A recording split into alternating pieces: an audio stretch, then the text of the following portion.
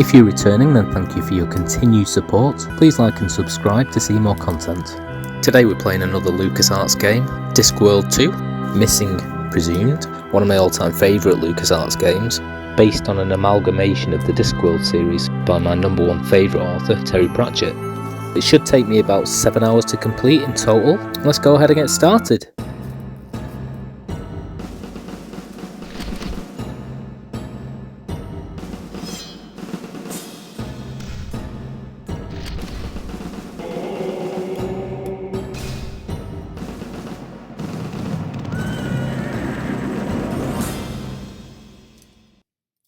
So we're going to take on the role of Rincewind. He was pretty much the first protagonist in the book series. I knew a farmer and I knew him well. And he had some kind of animal, I think. Possibly it was a humorously shaped vegetable. And he showed us possibly a parsnip or a cucumber. I don't know. I can't remember the words. They were really... Now I can't remember that either. What's that word for something that's clever and short? Damn, it's like what you make helmets out of. Nah, not tin. I can't say that a phrase of mine was tinny. Ironic, maybe. Yeah, pithy. That's the word. The thong was really pithy. I don't know which song. What are you going on about songs for? Hey, what was that? Over there, in the donkey cart park. No, it was something. Let's go and see. No, it's not dangerous. It's the start of the game. They can't kill us off yet. Come on, trust me. All I'm gonna do is look. Well, this is a pretty poor job. I think I can dismantle it.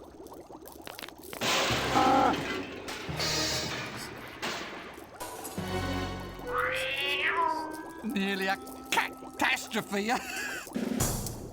Don't sweat it, pal. We've got 9 minutes and 7 seconds left. You know what we could do? We could drive this thing out of here. Oh, damn. No donkey. Oh, you could pull it. Yeah, you're right. Looks like we're going to have to do it the old-fashioned way.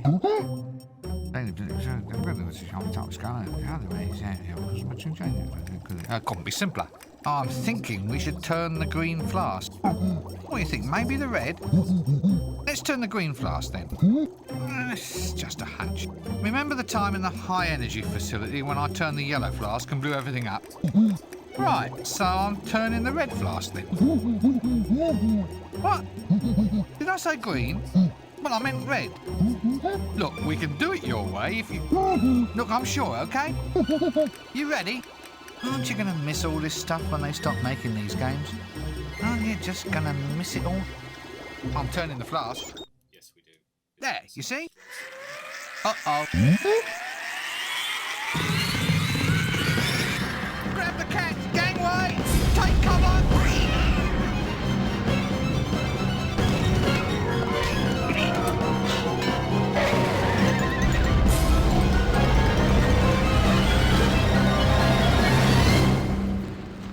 Oops. Well, the animation budget's increased at least. Well, of course that's a good thing. It means they haven't spent as much on plot, doesn't it? They've probably halved the number of insane object puzzles for a start. Sorry, I mean clever lateral thinking exercises, of course. Trust me, I've been through this sort of thing before.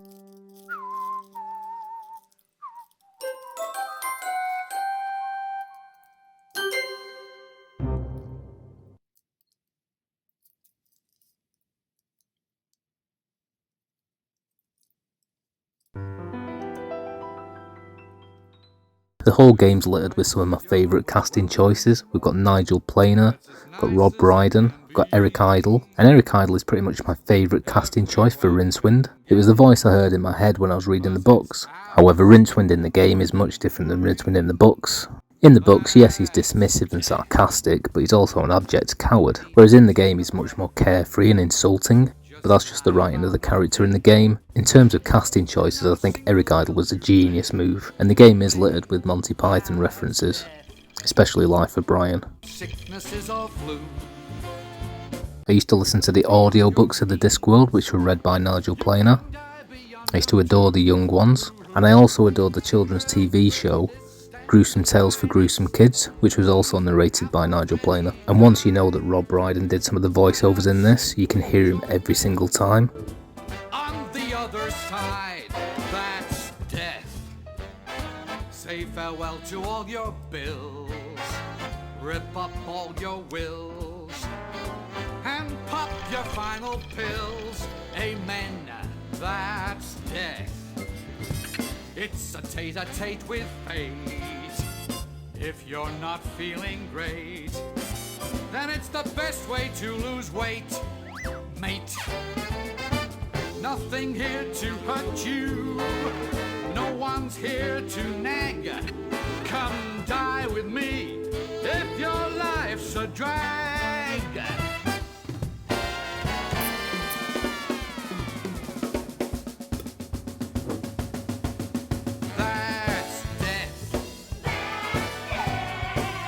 And well-bred, all of them are here, and they're all completely dead. That's death. No more headaches, no more pain. Of the millions who died, no one came back to complain. You can't take it with you. You can't keep what you've got. So why not just lie back and simply rot? Just simply rot. It's so cool, it's hot.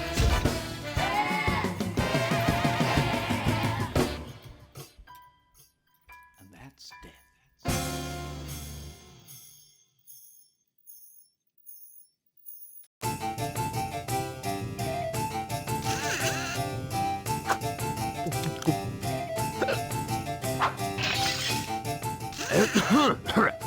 Colleagues, gentlemen, and fellow wizards. So immediately we can hear Rob Brydon's voice as the Arch-Chancellor. Pull the other one. It's got strange knobbly bits on. Happy Hogswatch Day. Thank you.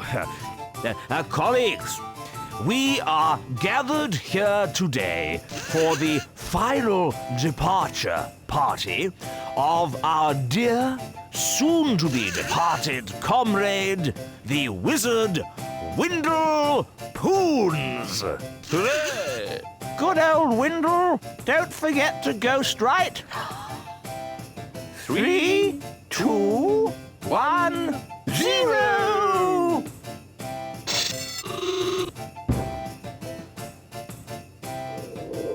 What? Nothing. That's it, I hope. Right, everybody, our funeral at 2:30, then drinks and ham rolls in the main hall at 3. Hiya! What's happening? Call this service, do you? I'm dead, I am. I demand to be taken away to a better life, as per contract. Oi, things were different in my day. You died properly, not like the deaths you get nowadays. He says he's not dead. I am dead, but I'm still bloody ambulatory. No, you're not. You're fooling no one but yourself, you know. Well, he looks dead. Smells dead, of course. He always did, though. And I suppose my word doesn't count for anything around here. I can't be dead if I'm still talking, now can I? Look, old chap, it's our considered professional view that you are an extinct wizard. Your opinion doesn't count because you're dead. Oh, yeah, good point. Well, I suppose I'll just sit here then, shall I? I suppose it takes a while. So, how is death, actually? See any, white lights, tunnels, girls with harps? Oh, yes, please. I'll take 2. No? If this is heaven, I wish I'd done wicked things when I was alive. What's happening to me? Well, it seems that your body's dead, but your soul's still in residence. Well, I'm not hanging about here for the rest of my afterlife. I've had a hard life, Arch-Chancellor. I'm entitled to a bit of paradise. I've read about it. Young women and wine and whatnot. Look, your life's over. You're not supposed to moan about it. And definitely not supposed to contemplate any whatnot. Who's responsible for this? Where's death, then? This is outrageous. You can't have a soul hanging about a deceased body like that. Why not? It's unhygienic. Yeah, there's food laid out. We can't have him near the nibbles. The health inspectors will be on to us. Yes, good point. Now, compose yourself, Windle. You can't decompose here. I shall have to ask you to move along. Oh, comes to something when a man can't even drop stone dead in peace. Eternal rest, is it? Well, I'm not to take this lying down. I'm off to find myself a nice shallow grave.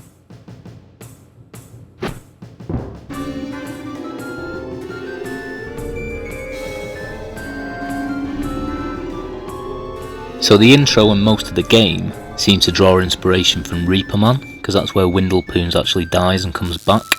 He first appeared in the book Moving Pictures, and then later on in Reaperman. There's been too much of this sort of thing lately.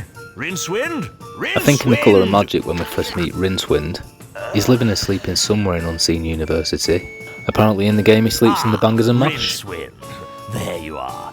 Now, as you're aware, there have been some very odd goings-on in this city of late. I am referring, of course, to the sudden disappearance of Death. What? No one's dying? Oh, they're dying, but their souls aren't being taken away. They're dead and alive at the same time, and now it's happened to poor Windle.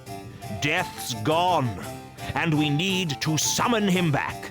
So, here you go. We need to perform the rites of Ashkent. I suppose you have a list of mysterious ingredients that I now have to run off and collect. What? How did you know that? I just had a dreadful suspicion. All right, so what have we got to find? Well, it's a rush job, so just the bare minimums will do. We need 3 equal-sized sticks of wood and 4 cc's of mouse's blood. It shouldn't take you more than a few minutes. Bet anyone?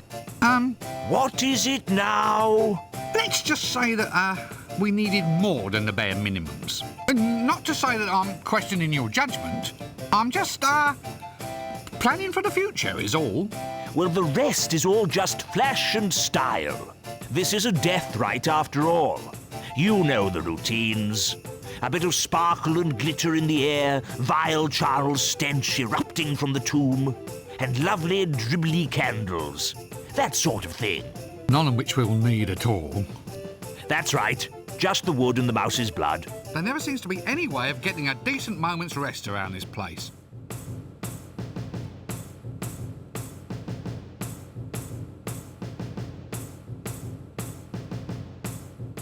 So we've got our first chapter and our first coon, or play on words as Terry would say. Stuff. I did play this game when I was younger, but I never got very far. So I'm just going to run around for the first part and just collect all the things that I'm aware of. So I'm going to go to the high energy facility building first. And basically these guys sound like the Beatles, very much like the 3 vultures from Disney's version of the Jungle Book. So I'm going to grab the test tube, bellows and the magnet. I think the test tubes for the 4cc of mouse blood. The bellows are so that I can get the glitter. And I'm going to go now and use the magnet to get some boots that are incredibly stinky. So here we've got a few of the faculty of Unseen University. The bursar's the one that's normally insane. The ape's known as the librarian, who used to be a wizard who got changed into an orangutan. So this imp's boots are particularly stinky. I'm going to need them later on to bait another stink from Foul Old Ron. And obviously that stink is a quest item which I'm getting for part of the Rite of Ash Kent. And at the same time it's a sort of red herring, because if you get the boots you think they're the stink, but you have to use them to get another stink.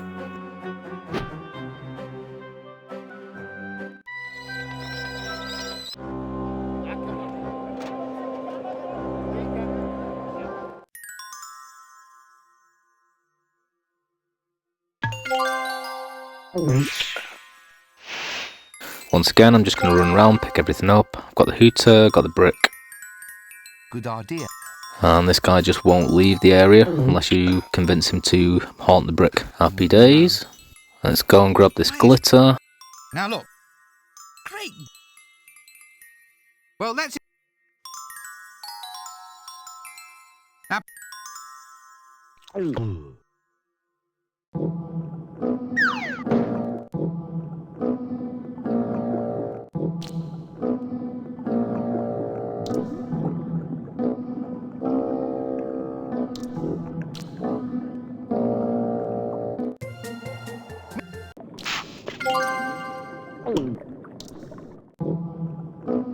I'll go up there later on to get some ice.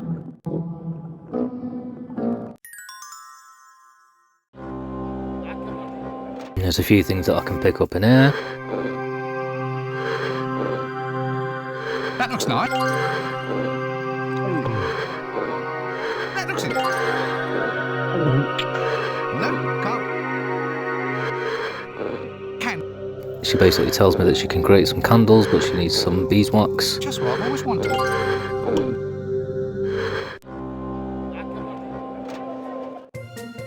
And then we meet Cut My Own Throat Dibbler.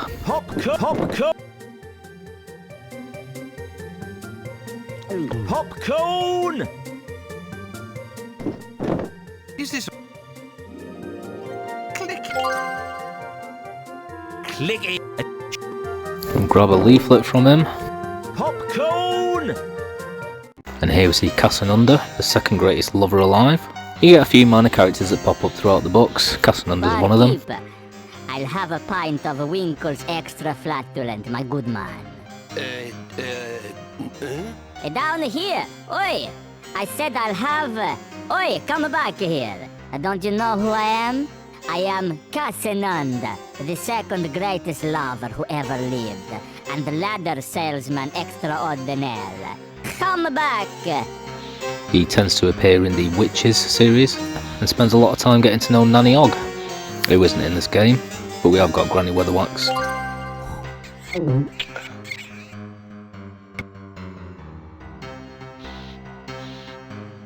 Oh, blood, blood, blood. I'm sorry.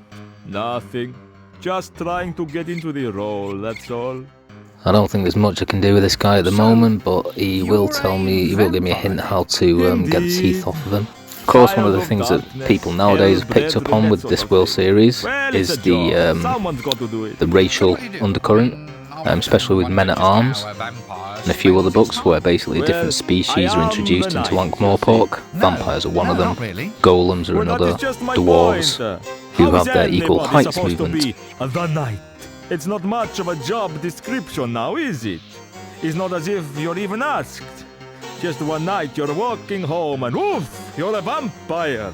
Is it that bad, though? I mean, think of all the advantages. What advantages? You tell me. Ooh, lower food bills, low-cost housing, and black goes with everything, of course. Yeah, but it's this whole night thing that gets me. I never stayed out beyond 8 p.m. in the old days, and now look at me. It's like the black hole of Jelly Baby out there. I keep falling over. Being undead doesn't mean I've got eyes like a cat, you know. I mean, I wish I had, but I haven't. So if I want to do any really good stalking, I have to carry a lantern, which pretty much defeats the whole business. I look silly. Well, is there some way other than just stalking? Well, I tried advertising. Wanted. Victims to be drained of their lifeblood by a hungry vampire. Yeah, you'd be astonished at how little response there was. Quite. And when I thought about it, the whole business seemed wrong. So I decided to give the whole blood thing a miss and start sucking something else. So I started on strawberry jam. Did it work? Well, it tastes better, but now look what's happened. See? I rotted my teeth. Who ever heard of a vampire with false teeth? I'd sympathise with you more if I didn't have this awful foreboding that I'm going to have to use you later on as part of some overcomplicated little scheme. You're not a vampire? I am! Look! I've got the cloak! I've even got the frilly shirt. Think I'd be seen wearing this lot if I was alive? Look at this! That's for draining blood, that is. Yeah, terrified now, eh? Frozen by my powers. Hypnotized by the terror that strikes out of the night. Gothic horror is dead at last. I wonder if anybody will miss it. So, this is it. You're just going to sit in here and avoid being a vampire at all? Haven't you got somewhere better to go than a seedy little bar? Where should I go? Oh, you ought to see my home, my friend. A coffin at the graveyard. You call that comfort, 'cause I don't. I'll creep into the crypt at the dawn and not a moment before. Let's just stop all this now.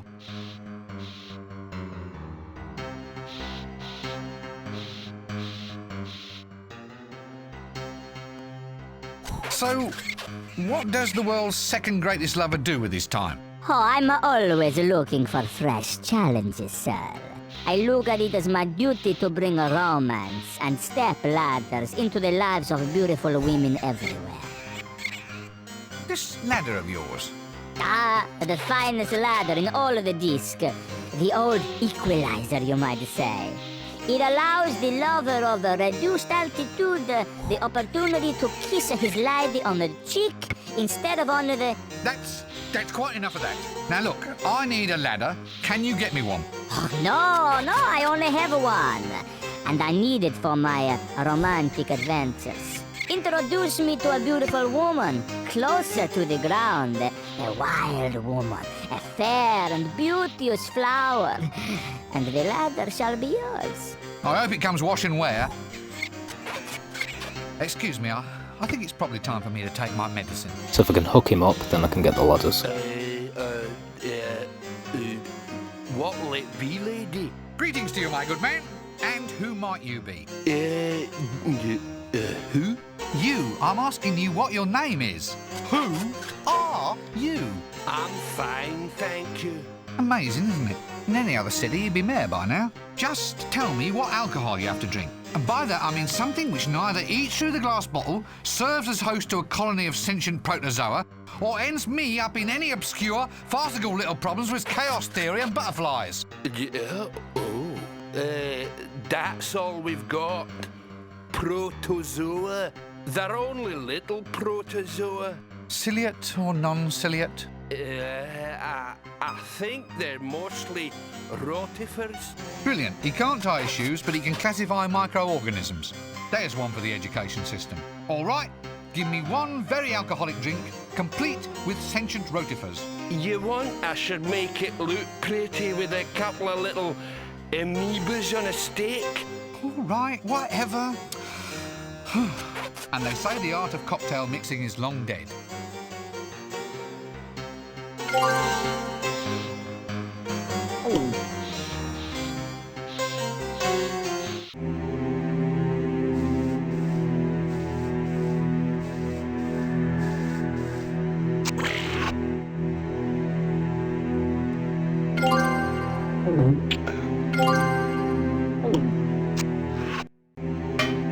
So this place is run by Gimlet the dwarf. I'm not sure if he really enters into the books as a separate character. Perhaps the most memorable part is when Sam Vimes goes to talk to him when he's lost his job, but he's generally a background character, especially in the stories involving any dwarfs. If we need mouse blood for the quest, then this is the guy to come to for mice. Also gives us a hint involving troll candy for later on in the game.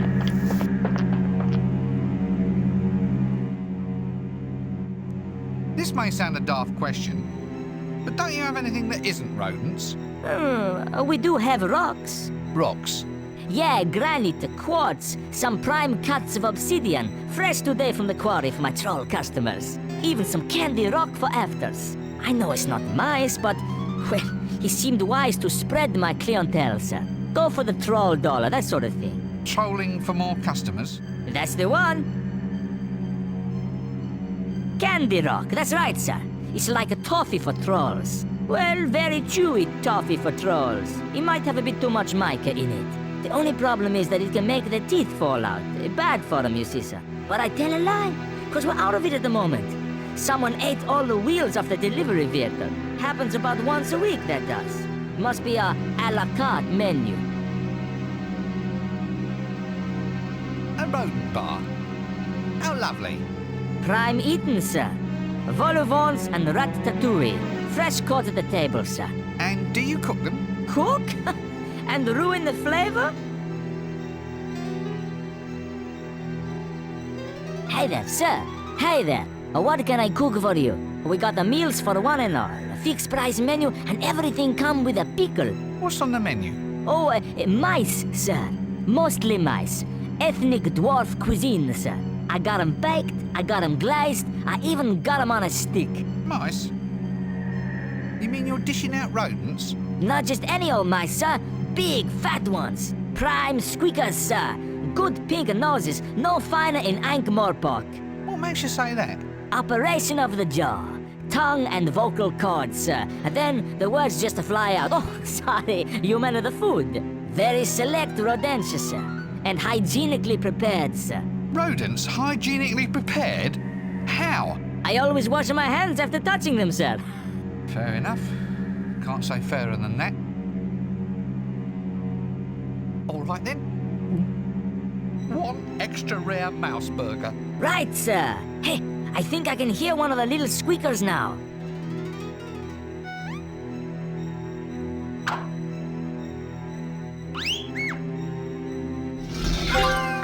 There you are, sir. Extra rare.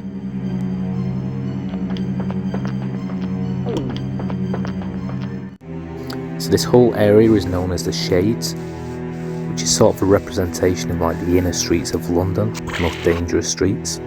Here we've got Foul Old Ron, Coffin Henry and the Duckman.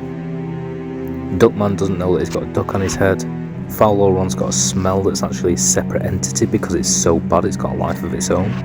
And Coffin Henry's got multiple personalities, one of which we've never seen and apparently we never want to see.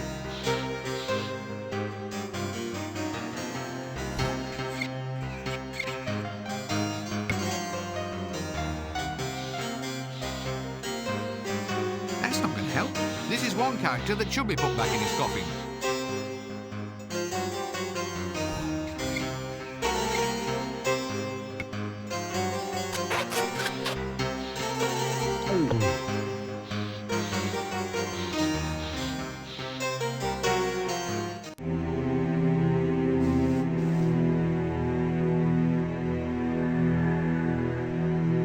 Bring out your living dead. Bring out your living dead. Dead collected.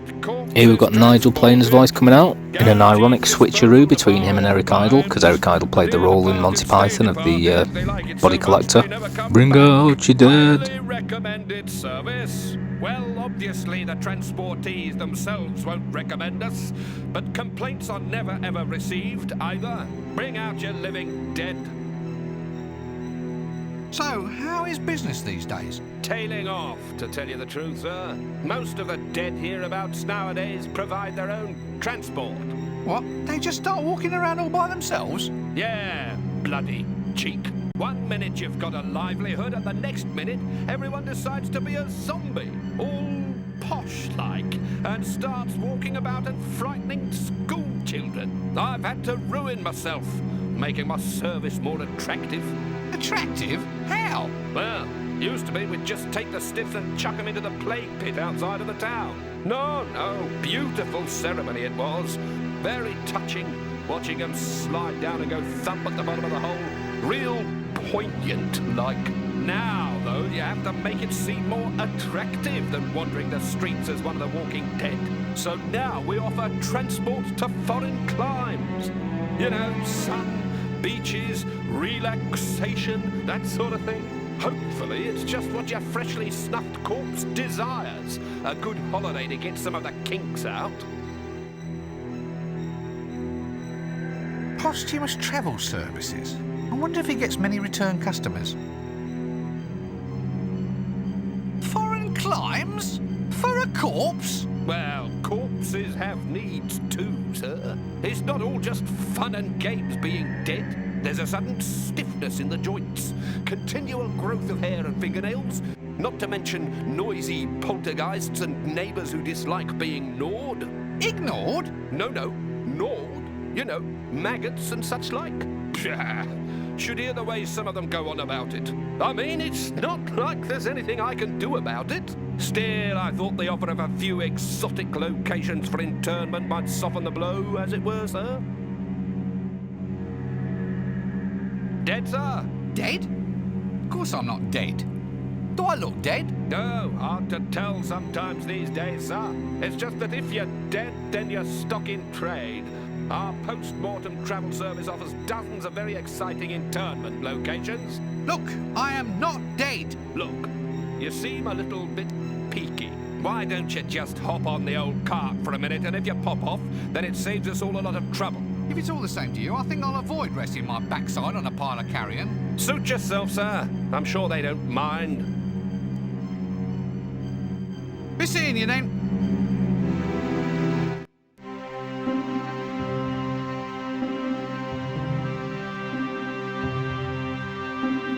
So here we have Granny Weatherwax. Could be my favourite character, but it's always a bit of a toss-up between her and Death. And then after that, Sam Vimes. But I do really like Granny Weatherwax. She's a witch, she's from Lancre, which is basically the Discworld version of where I live, which is in the middle of nowhere in the country. And by the end of the Discworld series, she's basically like the doyenne of all witches. She's the absolute head witch until she passes it on to Tiffany Aiken. Of course, at this point, when this game came out, we're only a partial way into the Discworld series, so we haven't got all the later stuff and all the later characters.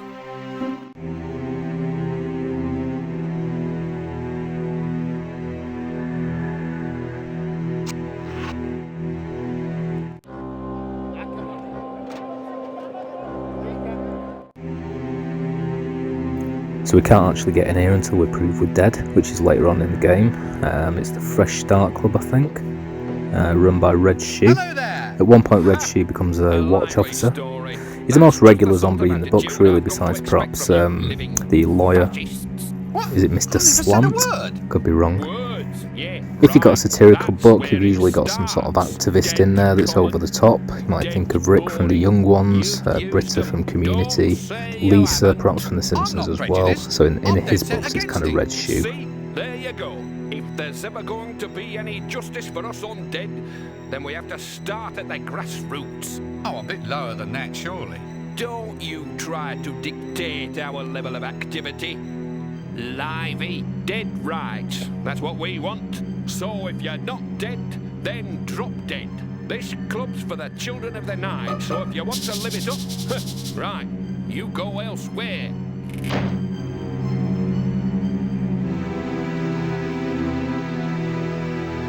Mrs. Cake, who's a very interesting character, to be honest, kind of hated by wizards and the clergy alike, because she's a medium.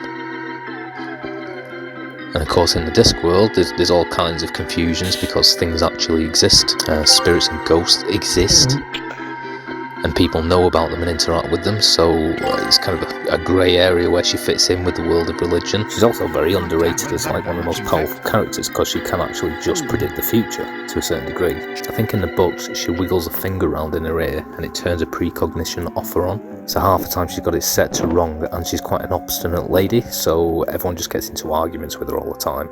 She's also got a werewolf daughter called Ludmilla, but we don't see any of her in the game. Basically, if I give her some ectoplasm, then she's going to give me this genie bottle, which is something that I can trap that smell in as well.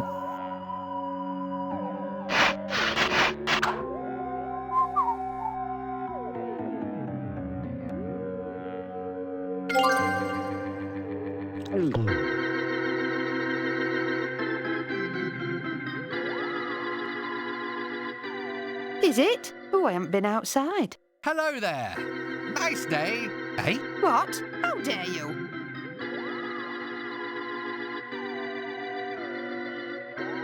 Well, now you're just talking rubbish. Order your thoughts, young man. Is it? Oh, I haven't been outside. Hello there. Nice day, eh? What? How dare you? Well, now you're just talking rubbish. Order your thoughts, young man. Is it? Oh, I haven't been outside. Hello there. Nice day, eh? What? How dare you? Look, I believe you're fouling up this whole conversation. What do you mean? How do I do it? I just don't believe the hash you're making of a simple conversation. How are you managing to do it? Ooh, yes, that's what I am. Why, does it show? She's talking like she already knows what I'm going to say. Is she a clairvoyant? Well, it's nice to start all over again. I'm sorry about all that. Sometimes I forget I've left it on, you see. Hello there. Nice day. Oh, damn it, we're back here again. Eh? Oh, sorry, I forgot to turn my precognition off. There we are. That should be much easier. Might I borrow that genie bottle you have on the shelf up there? I tell you what, you can have the bottle, but only if you get me some nice, fresh ectoplasm. Ectoplasm? What? That stuff that drips down walls? Sort of ghostly goo? That's the stuff. Nice and slippery. Won't the wallpaper get all sticky? That's what the punters want these days, dear. They don't think you're a proper psychic unless there's ectoplasm sloshing all over the place. Where does ectoplasm come from, anyway? Ooh, you can wring it out of spirits if you can catch them. Squish it out of them like wringing laundry. See you later.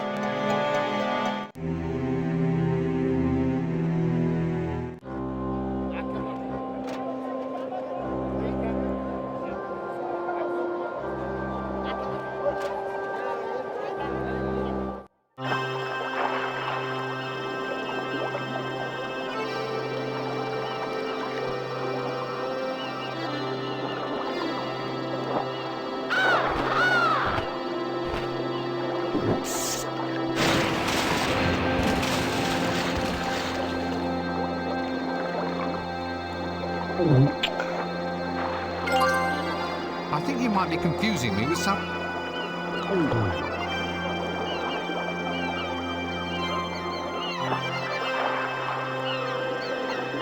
So I do need 3 sticks. These are what the wizards are using to play croquet with, so I'm going to have to replace the mallets. There's a few things I can use to do that, and pelican's one of them.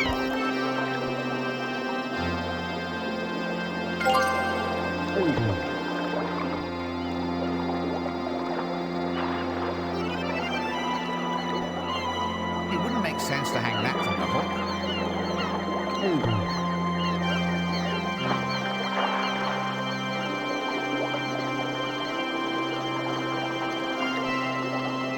Now that would be novel.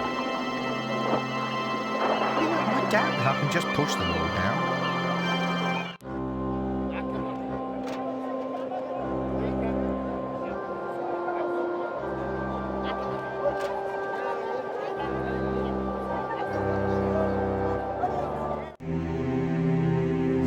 So now I'm going to go and tell Cassanundra about Granny Witherwax, which is the woman of his dreams apparently. Although, like I say in the books, her best friend, Nana Og, is the woman that he's actually always chasing after. And I think it's in my favourite witches book, Lords and Ladies. I can't remember how Cassanundra gets roped into the same story, but he goes with Nanny and they go up to meet the King of the Elves. I've found your perfect woman, I think. Or, to put it more accurately, I have found your greatest challenge. She's over in the mortuary. You mean she's dead? She doesn't seem to think so. Hey, that's good enough for me.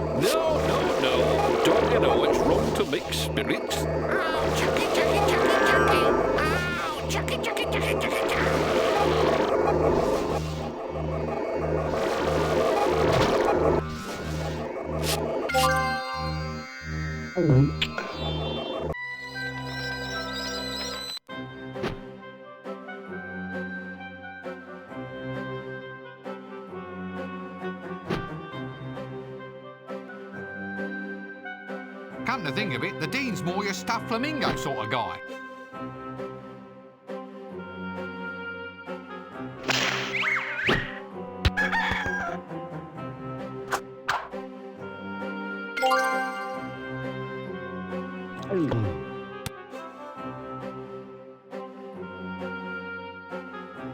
So I'm just going to use the birds that I've collected so far to replace these croquet mallets.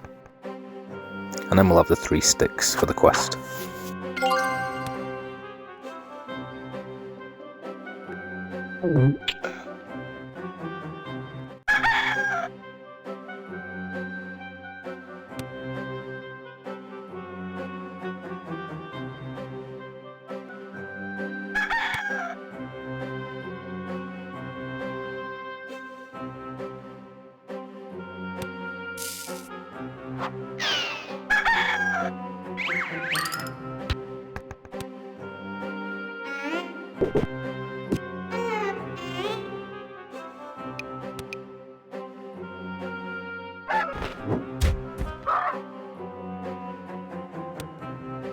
Damn, nearly had the little blighter. If only I could make him less sure of himself.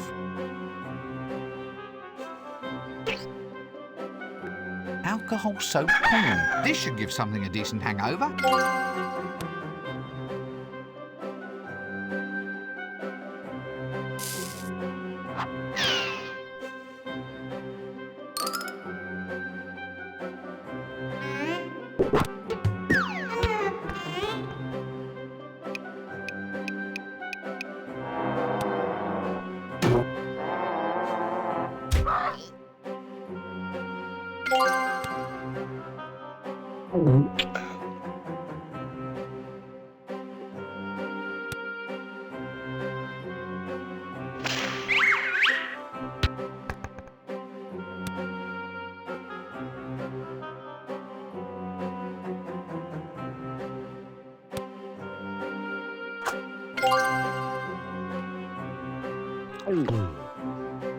Here we've got Hodjarth, I think that's his name.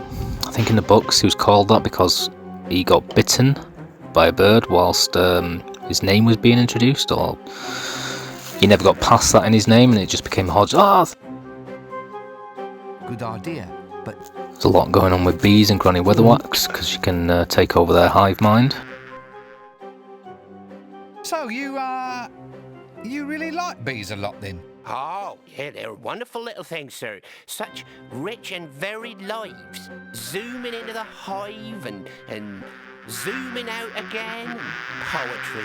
Pure poetry in motion. No one pays them enough attention, sir, that's what I think.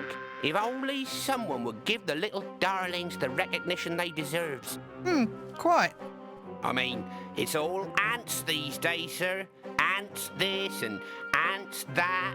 And ants can carry 100 times their own body weight. And Yes, now, look. I mean, it's nothing a bee can't cap, sir. Look at your basic regurgitation process, or the fascinating little dances bees perform. Point. I see a flower filled with nectar. Point. Watch out for the spider's web over in that tree. Point. The clover's coming into bloom. Where's he gone then? I was just getting into the really interesting bits.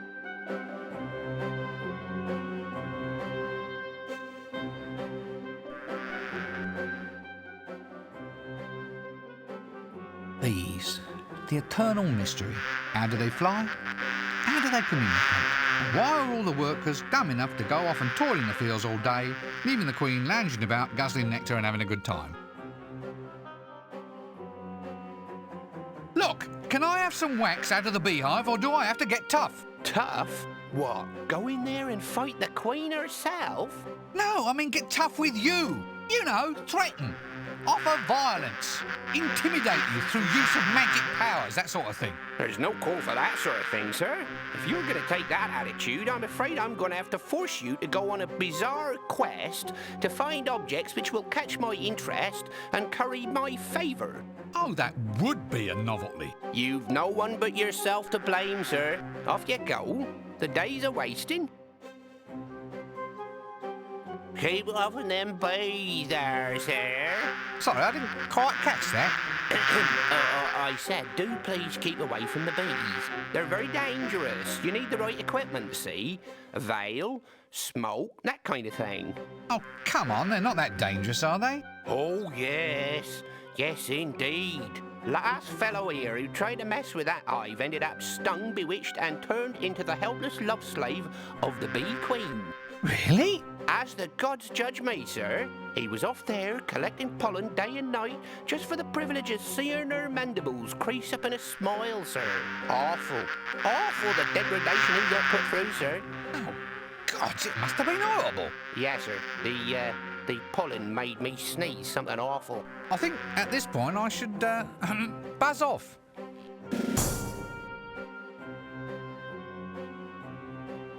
Well, that's it for now.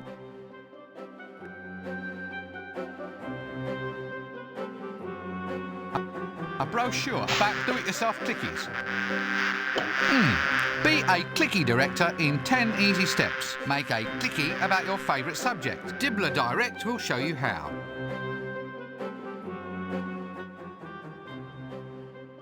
Look, here's something that may interest you. You seem to know all about bees. Why don't you make a clicky about them? You could then pass on all your knowledge, so to speak. You don't say. You know, you may just have something there. It's time the world knew the facts about bees.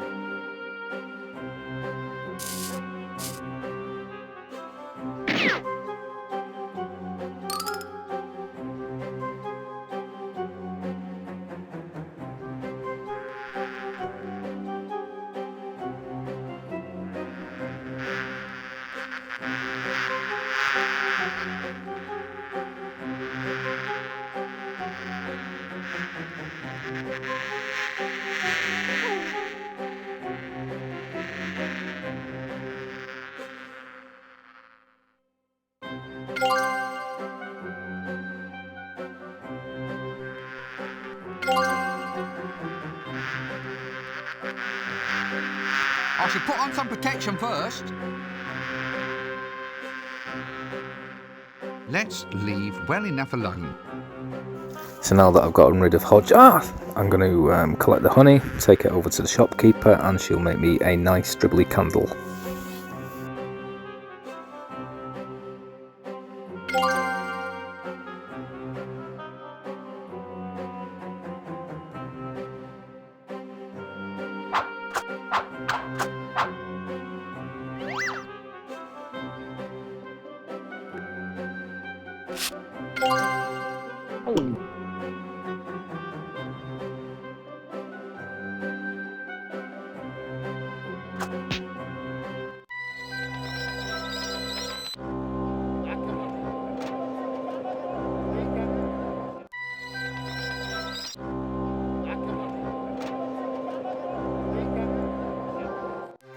So I think he does call these wandering shops in the books, but it's usually in like the notes at the bottom, and he describes things offhand. Here's some nice sweaty and dribbly beeswax. Could you make me some candles, please? Certainly, my dear. The most obvious one I can think of is from Soul Music, the book, which is where Buddy picks up the guitar that's enchanted, which basically takes over his soul. Another one's in The Light Fantastic, when Rincewind and Two Flower and everyone gets lost and it gets stuck in the shop for a while. There we are, dribbly candles. Just suitable for consorting with loathsome horrors from beyond the shrieking nightmares of mortal man. Here, what you planning, Your Highness? You're not trying to put one across on your husband or something, I hope. Look, I keep telling you I am not a princess, and I am not engaged in summoning evil entities from beyond. We got plenty of demons running around the university in any case. Mostly they study law. Law? Why law? It's the wizard's fault, really. Everyone keeps saying that they want a demon to do their will. Too much setup and not enough joke there, I feel. Excuse me, I think I have to leave.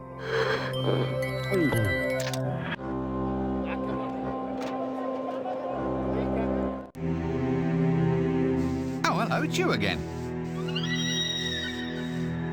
He says, hello, how are you? And shouldn't you be getting a move on and getting on his feet. That's very clever. Where did you come from? You'd have to ask my mother and father. They never tell me. Ha, that's just a familiar little joke. Yeah, a very familiar little one. That's just a little bit of sarcasm. You just wait until I get my own body back, young man. I'll give you sarcasm. I think the Death of Rats actually was created in Reaperman as well. I think it's because Death leaves his post but actually goes and lives in this barn on a farm, and during the night he sees a rat, and part of his being goes into this other being that's the Death of Rat. I'd have to be drunk before I put it in there.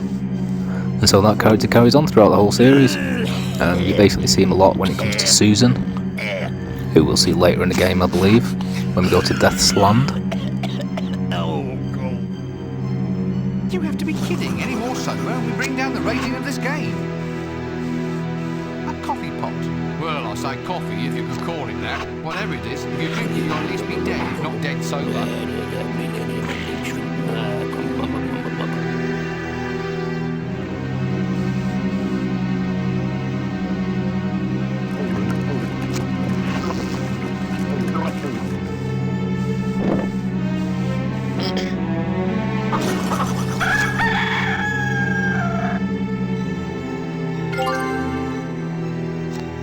Spare a gold piece, sir. Spare a gold piece.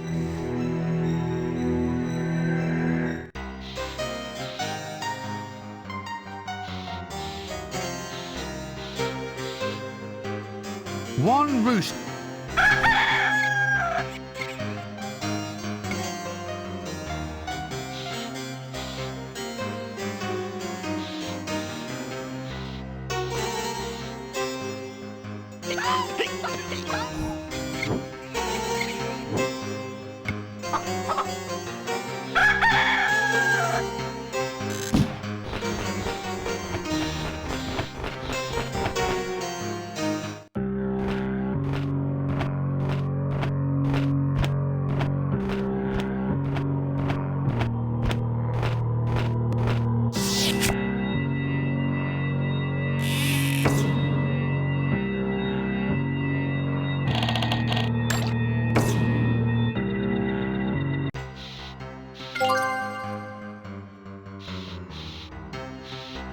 So now we've done that, the vampire's back in his coffin, we just need to use the ladders to get up and see him.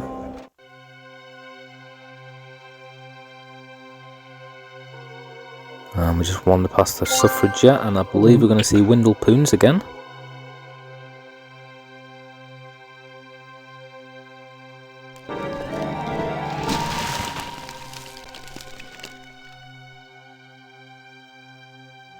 Ah! Ha ha! Another one! Go find your own grave, you rotten fool! Windle? Windle? Good! That's my private name. Ah, you still remember, lad? Oh, great days they were, great days. Life? You don't know what life is until you're dead. It was great, all that breathing and walking around in the fresh air. Oh, I tell you, if I had my time all over again, I wouldn't reincarnate. So, how are you adjusting then? Oh, I'll never get used to this grave, I'll tell you. The walls are so thin. All you can do here is lie around and listen to what the neighbours say. So, what's it like? Being dead, I mean? Oh, I've had enough of it. The hours are too long for a start. Here, keep the wretched dead and alive hole. Wait, what am I supposed to do with a grave? Use it as a small swimming pool, huh? I can't swim. I never said you had to fill it with water, did I? Yoicks and away! Right. Well, it looks like I have a real mission then. I either restore Death to his rightful place, or else we'll be up to our armpits in gaunt, dark-eyed young Gothic girls dressed in black, all pretending that they can quote romantic poetry. Actually, that doesn't sound bad at all. Nah. Onward!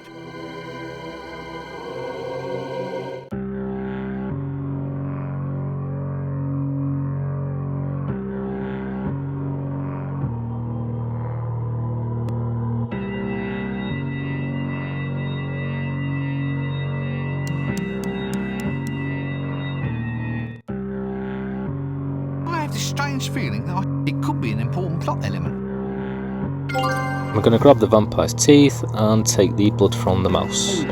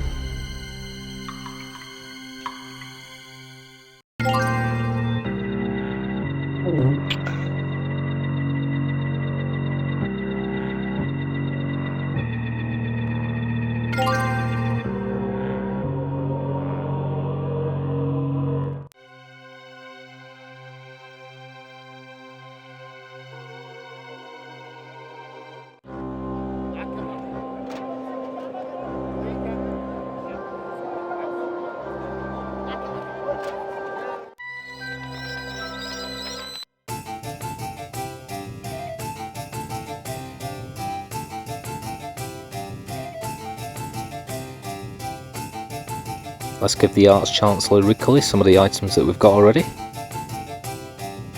There you go. Bet you thought a mouse didn't hold that much blood. How exactly... No, never mind. Some things are best left unknown.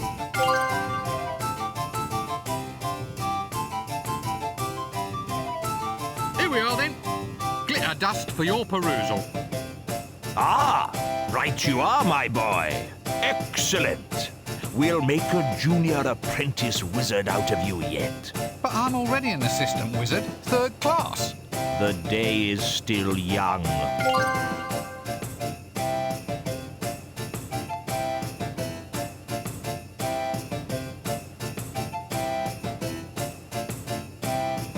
Look at this.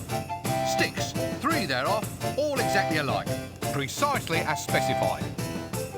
Oh, very good. What did you do then? Just go and get some sticks from the garden? Well, I never. Well, obviously you did. And I still need the smell, so let's go get that from Foul Old Ron.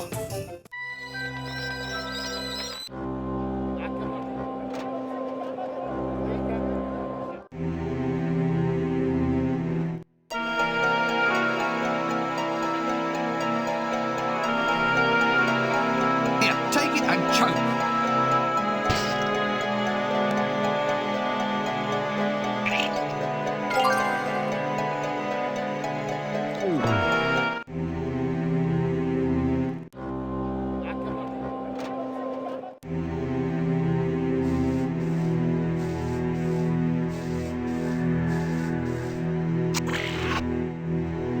Good idea, it may hide the smell. Spare a gold piece, sir. Spare a gold piece.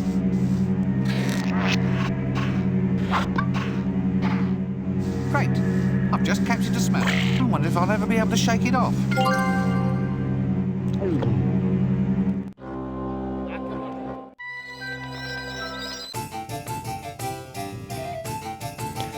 And I think that now we can perform the Rite of Ash Kent.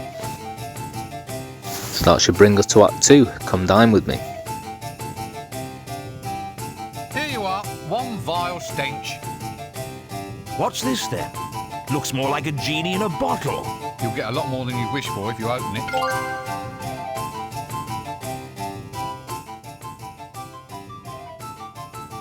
Goodbye! Here we are, genuine dribbly candles. And it wasn't only the bees that sweated getting these.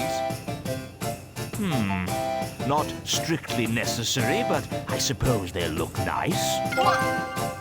Well, that's it then.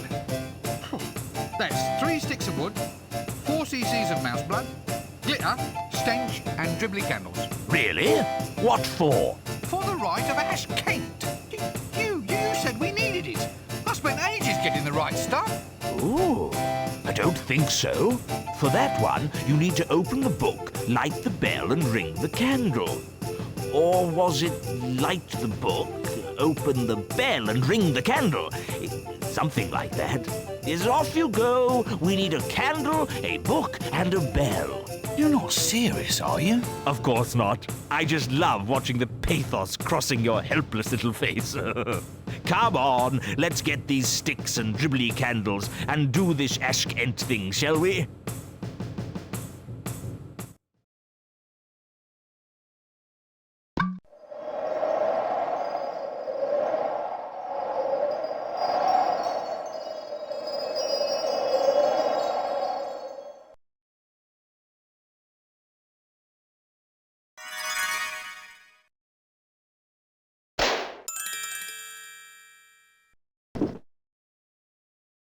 Come,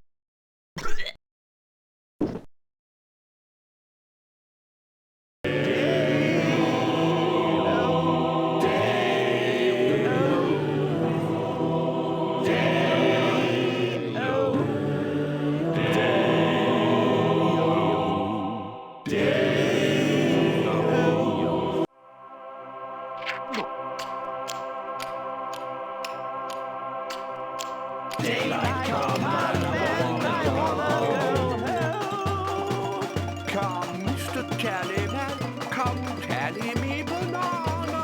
Daylight come on, we're gonna summon death here, then have jelly for our afters. Daylight come on, knee boom, leg boom, head boom, hop. Daylight come on.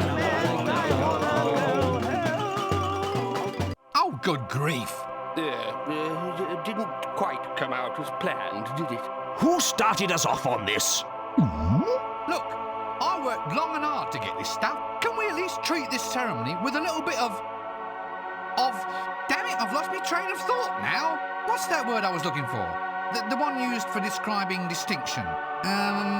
Differentiation of treatment. Repression? No, it's not going to be repression, is it? We can't treat a ceremony with a sense of repression. Dictatorship of the proletariat? What? The dictatorship of the proletariat. That results as an inevitable reaction against repression. Look, I think this would work better if everyone just got back on track. It's time we acted with a little bit of class. Class, that was it. The word was class. What word? I don't know, but I'm sure it was important. What was?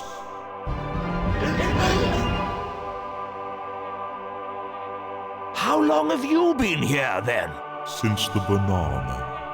Will this take long? I'm on holiday. It's good here. Sun, sheep, sand, hats with corks. No worries. I'm supposed to have a chunder in a minute. A chanda? What's a chanda? Oh no, I'm not sure. But it sounds interesting. Now look here, you. This city is in chaos. How dare you go swanning off to foreign lands while we're up to our armpits in undead? Now you get right back here and get back to work. Work? I don't remember any work. All I remember is a great big bang. And then an eternity of beer. And no worries, mate. Lucky blighter. Now I've had about enough of this. You get off that thingamy, get those corks out of your hat, and...